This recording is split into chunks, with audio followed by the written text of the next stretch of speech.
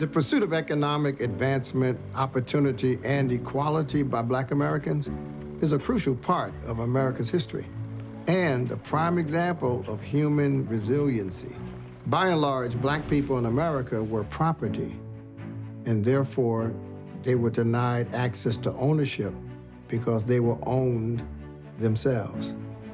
The Black Bank emerged in response to the emancipation of enslaved people and provided access to home ownership, to business expansion, to educational funding for almost all Black people. There was this spirit of courage that said, we will rise above the barriers by building our own institutions. By the early 20th century, a wave of Black-owned banks emerged across the country, fundamental to establishing thriving economies in Black communities. They exist because of community leaders like R.H. Boyd, who helped found the 1-cent savings bank, which is now the Citizens Savings Bank and Trust Company, the oldest Black-owned and operated bank in the United States. Dr. Richard Henry Boyd was my great-great-grandfather. He was born in Mississippi in 1843, so he was born into slavery, and throughout his life was able to overcome so many challenges that were presented before him. He was certainly a trailblazer, and he wanted to create opportunities for Black Americans to be able to walk through the front door of a bank and be able to make deposits and achieve their economic dreams.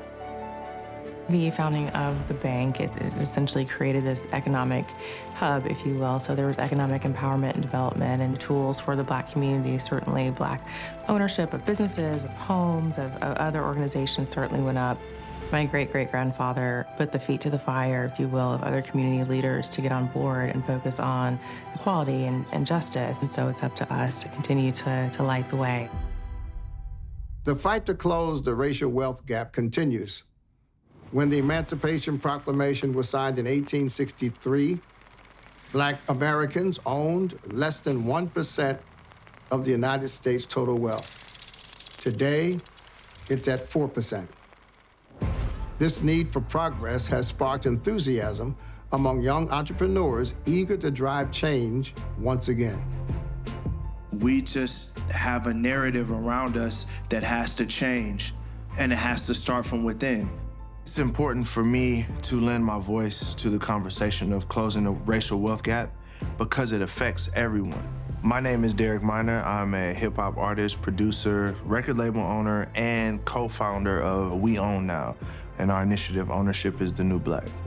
The goal of Ownership is the New Black is to create successful Black owners and to help them build wealth. We are here to promote Black ownership as a lifestyle. The Ownership is the New Black initiative is teaching influencers and artists to educate people about Black ownership.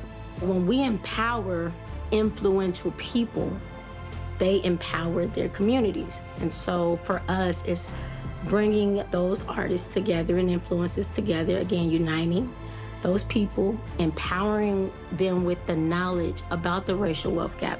What gives me hope every day to continue doing the work that I'm doing is looking in the past and knowing where we've come from. And to know that we've progressed this far in such a short time, I believe that my children and their children are gonna take it even further. And I'm gonna do everything I can to help them. Through the vision, perseverance, and resiliency of Black leaders, the foundation for continued economic uplift has been laid by those who responded to racial injustice with courage. Martin Luther King said that his work sought to make America be what America said America wanted to be. And the question is, what are we doing individually to contribute to that America? There is still work to be done.